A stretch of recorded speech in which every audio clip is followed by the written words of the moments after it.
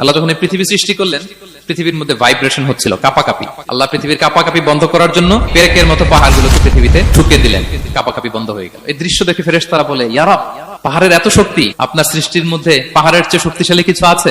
আল্লাহ বললেন আছে। সেটা কি? আল্লাহ বললেন সেটা লোহা, কারণ লোহা দিয়ে পাহাড় কাটা যায়, ঠিক কিনা? লোহার কথা শুনে ফেরেশতারা অবাক। ফেরেশতারা প্রশ্ন, তাহলে আপনার সৃষ্টির মধ্যে লোহার চেয়ে শক্তিশালী কিছু আছে? আল্লাহ বললেন আছে। কি সেটা? আন্নার, আগুন। কারণ আগুন লোহাকে কি করে? গলিয়ে ফেলে। ফেরেশতারা শুধু অবাকই হচ্ছে। ফেরেশতারা বলে, আগুনের চেয়ে শক্তিশালী কিছু আছে? আল্লাহ বলে আছে, আলমা, পানি। কারণ আগুনে দাউ দাউ করে জ্বলে ওঠা আগুনের মধ্যে পানি দিলে আগুন অস্তিত্ব হারায়। ফেরেশতারা শুধু অবাকই হচ্ছে। তারা বলে, তাহলে পানির চেয়ে শক্তিশালী কিছু আছে? আল্লাহ বলেন আছে, রিহ, বাতাস। কারণ বাতাস পানিকে একদিক থেকে আরেক দিকে নিয়ে যায়। জলের মধ্যে বায়ুর উচ্ছ্বাস লাগলে জলোচ্ছ্বাস তৈরি হয়, ঠিক কিনা?